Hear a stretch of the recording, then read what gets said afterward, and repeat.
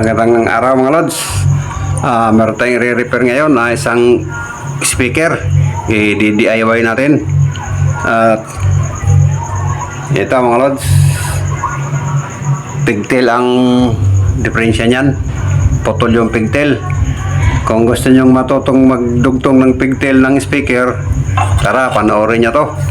Kaya umpisa na natin to mga lods. Wala nang pakimi-kimi. Yan, magandang araw mga lods. Meron tayong re-repair ngayon speaker. At ang problema mga lods, putol na yung pigtail. Yan o, putol yung pigtail. Ito. Yan, naputol. Yan o. Kaya tingnan natin kung kaya pa bang idugtong ito doon sa ilalim. Tingnan natin mga lods kung ano pa magagawa natin. Magagawa pa ba to? At dito tayo mag-uumpisa. Bubuksan natin to. Tanggalin natin tong cover. Pagtanggal ng cover, sisikwatin lang natin dandahan. Palibot. Maliit na flat screw ang gamit natin to. Sisikwatin lang natin dandahan. Yun. Palibot lang mga lods. Yun. Yun, tanggal na. Ito madumi. Mga lods, pagtatanggal nito, kailangan na natin ng manipis kutsilyo. Kaya basta yung manipis lang na kutsilyo, sa akin flat screw to na pinanipis ko. Tapos dito, gaganyanin lang natin dito. Kailangan bagahin natin to mga lods, itong dulo nito. Painitin natin para matunaw yan. Kailangan nyo ng ilaw. Yan. Kung wala kasi akong kandila. Kung mayroon kayong kandila, mas maganda. Pero sa akin, ito lang, gasira lang, ilawan lang. Gasira lang. Tapos, dadarang lang natin to. Yan. Hanggang sa uminit. Yan. Dadarang lang natin sandali mga lods. Tapos huwag mainit na dito. Gaganyan lang natin mga lods. Diyan. Yan. Kung nakikita nyo, yun. Yan, napupunit na. Yan, ganyan lang pagtanggal niya mga lods. Pag ganyan. Yun. Kita nyo mga lods. Yan. Medyo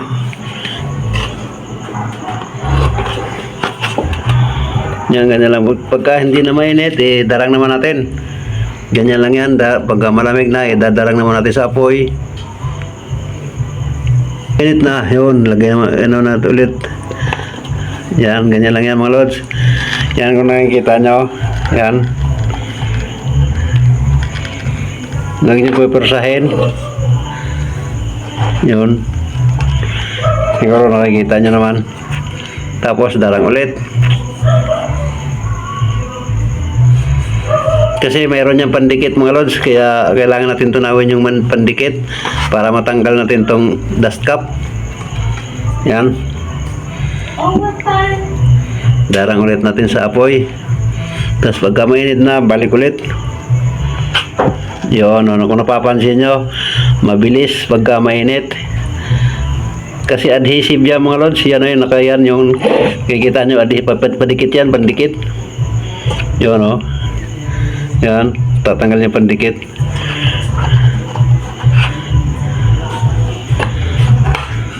Diba mga lods, rugby, pinandidikit nila dyan, rugby. O kaya white glue. Yan. Kaya yung epoxy. Yan.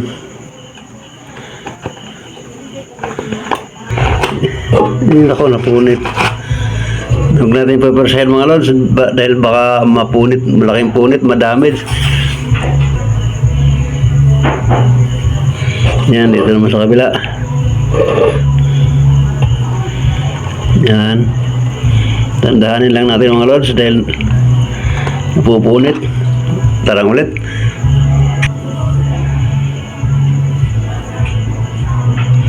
Diyan. Ito. Yun. Oops. Dito na lang.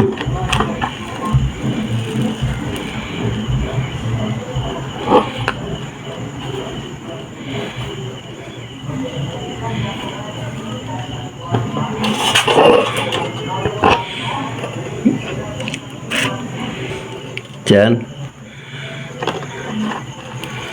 Yun, mabilisan basta mainit.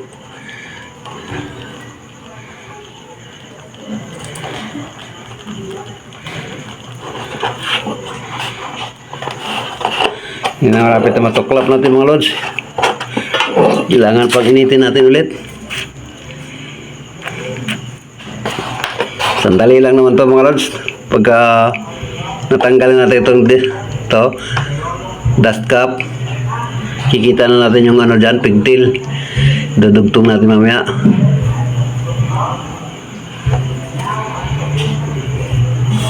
Yan.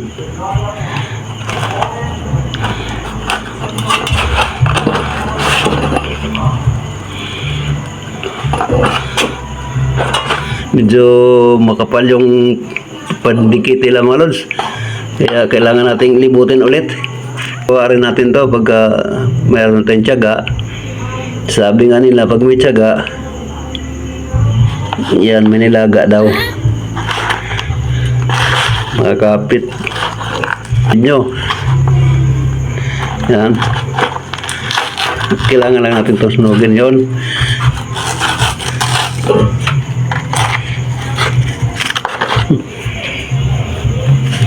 Tandahan natin mga lods at nakaldikit. Ako.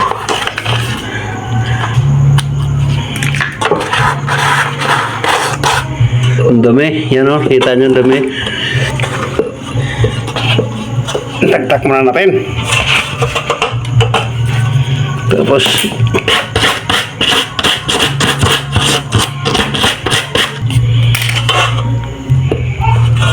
yan. Nandito yung kadugtong nito mga lods. Yan, yung kadugtong nito.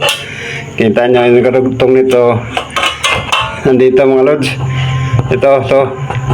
Tutunawin din natin to para makuha natin.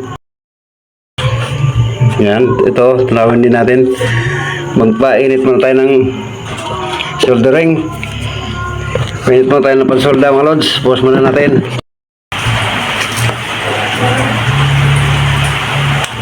Ito mga lods, ito ang ating tanggalin natin to.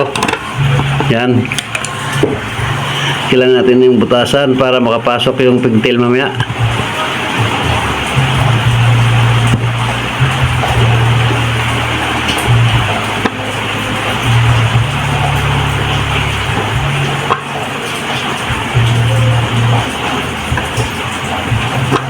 Yun. Ito na mga lods.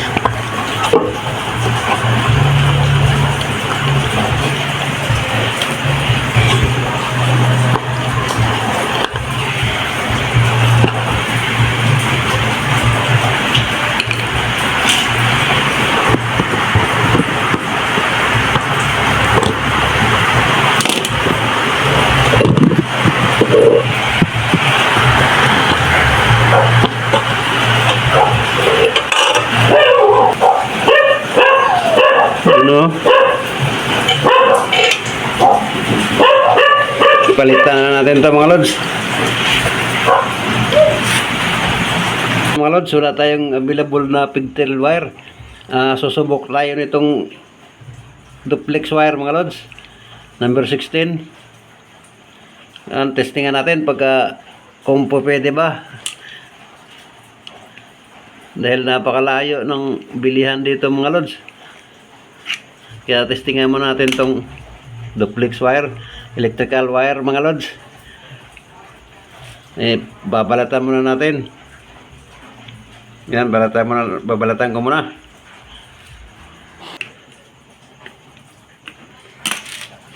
Yan, nilabas ko muna mga lods. Dahil, tingnan muna natin tong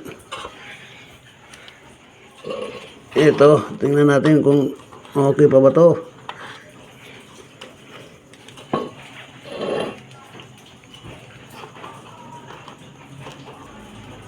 Yun. Yan, nag-voice over lang ako dahil napakaingay ng aso. Yan, kailangan nating linisan niya mga lods. Yan yung dulo niya, yung inaano ko ng panghinang. Yan yung dulo ng voice coil. Galing sa coil yan. Tapos, yan dulo niya yung mayroong tuyo na lead. Diyan nakakonek yung pigtail. Kakabit natin. Yan, pasok ulit natin.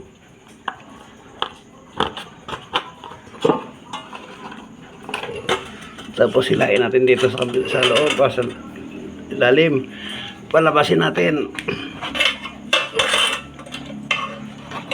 Yan. Yan, yan nakahaba. Tapos dito, susulda natin ito mga lods. Tunawa natin mga lods ng lead. Lagyan natin ng lead.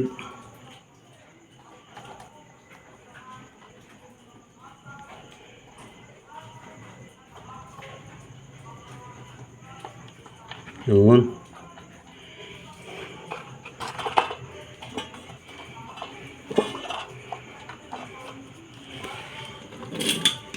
Tapos dito. Pasensya na mga lods dahil kung hindi nyo nakikita dahil napakaliit ng voice coil na wire. Kailangan nating masolda doon sa pinalit natin. Yan.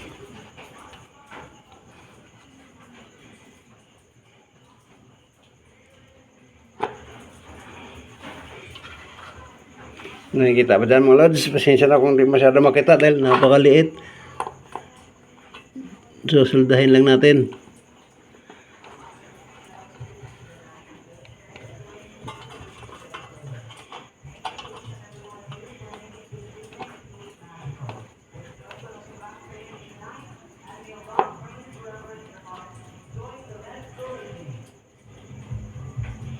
Yun.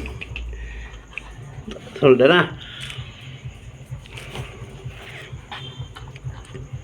Mamaya natin to dikitan mga lods. Yan, tanggalin mo natin itong mga lead na tuyo bago tayo magsulda.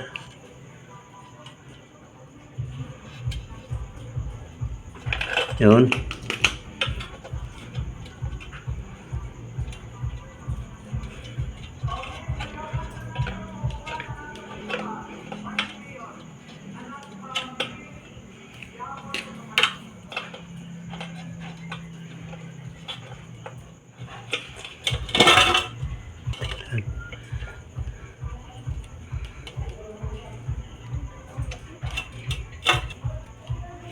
Yeah.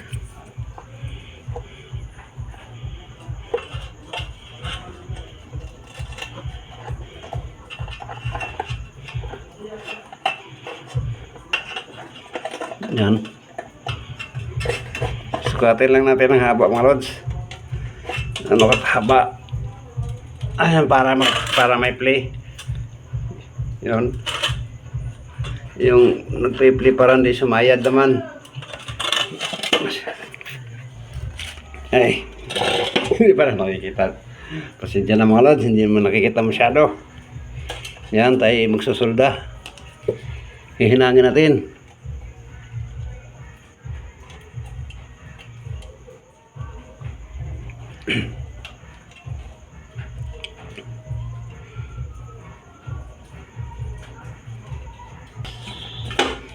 Yun, dikit na. Putulin natin yung sobra. Init.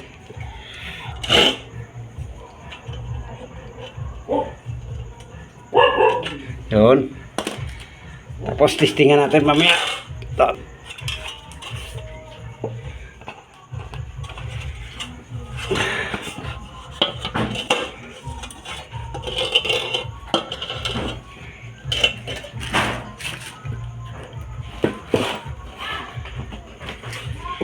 Tapos pag titesting mga lods, ito lang, battery gamitin natin. Ito ang battery na 9 volts. Yan. Testing natin mga lods. Yun. Okay na mga lods. Kung narinig nyo. Ayun o. Yun. Yun. Okay na mga lods. Okay. Ito na lang. Pagpapalit ano nito. Gawin natin. Susuli nito. Ito na yung ginawa natin mga lods. Ito.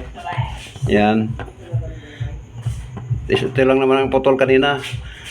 Kadugtong ng pigtail to mga lods. Yan na dugtong na natin. Kaya gagawin natin ng gluhan natin mga lods. Ang gamit natin ni stick glue lang. Tunawan natin ng stick glue to para hindi gumalaw. Tapos testingan ulit natin. Yan tayo nagtutunaw pa ng stick glue. Kung mayroon kayong ganito speaker nyo mga lods, pigtail ang putol, gayahin nyo lang ginawa ko. Tapos lagyan natin ng stick glue. Yun. Para hindi matanggal.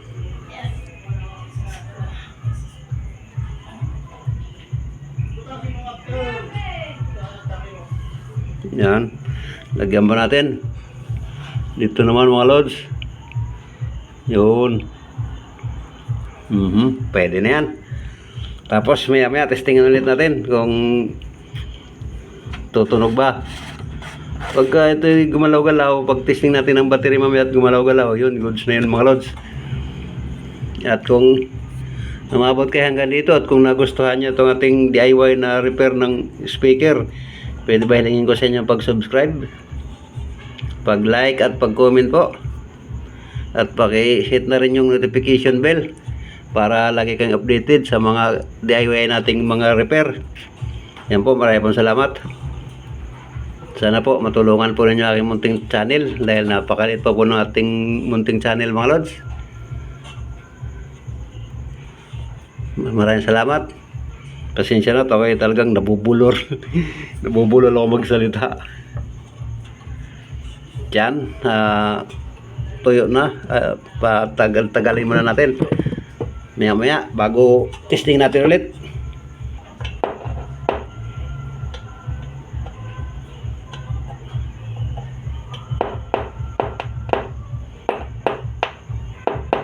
Yun, narinig nyo? Goods na yun mga lods. Yun, ayos. Ganyan lang kasimple mga lods. Kung yung mga speaker nyo mga may ganitong sira, huwag nyo na itapon, DIY nyo na. At siguradong kayang-kaya nyo yan. Basta gayahin nyo lang itong ating ginawa. Yan. Tapos sulit natin itong pagpagama na natin tong cover nya. Tayong dust cover mga lods, gupitan muna natin para walang sabit pagka yun. Pangdikit mga lods, rugby, kung meron kayong rugby o kaya epoxy. Yan, dito yan inalagay mga lods. Dito, babalik natin to mamaya. Dyan. Ay, yan. Balik natin yan dyan.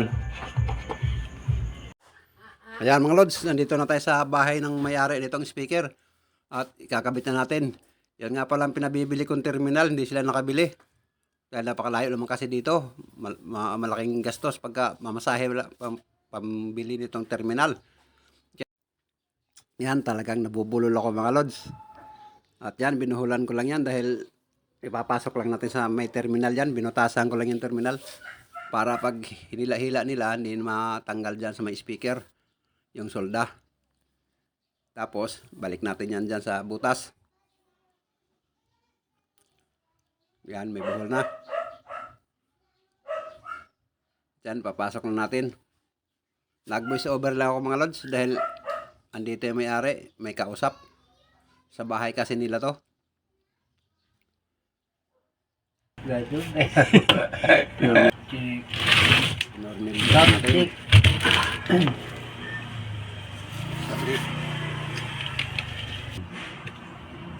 Gwa, pamasol. At yan, tayo magtitesting na. Naka-plug na yan. Tapos naka-connect na doon sa mga speaker. Dalawang speaker. Yun yung may tali. Yun yung ginawa rin natin dito sa mismo na sa bahay nila.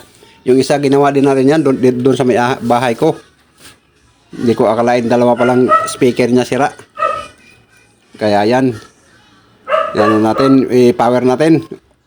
Yun, power. Tapos yun, umilaw na. Pasensya na mga lods, hindi na maririnig yung tugtog niyan dahil na-mute ko yan dahil baka ma-CPR tayo ni Lolo. May warning na ako sa CPR. Kaya nag-iingat na ako. At yan oh. Nakakonect na lahat yan. At yan okay na mga lods. Gumagana na. May music na sila. Lakasan pa natin. Ayan oh. Yan yung indicator, naka-signal.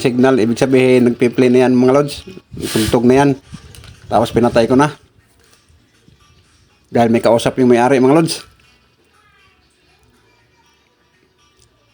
Pakita natin yung may-ari, baka sabihin nyo, niloloko ko kayo. Yan yung may-ari, may kausap. Yung may-ari ng ampli. Ayun, ayos at suminyas na ng ayos.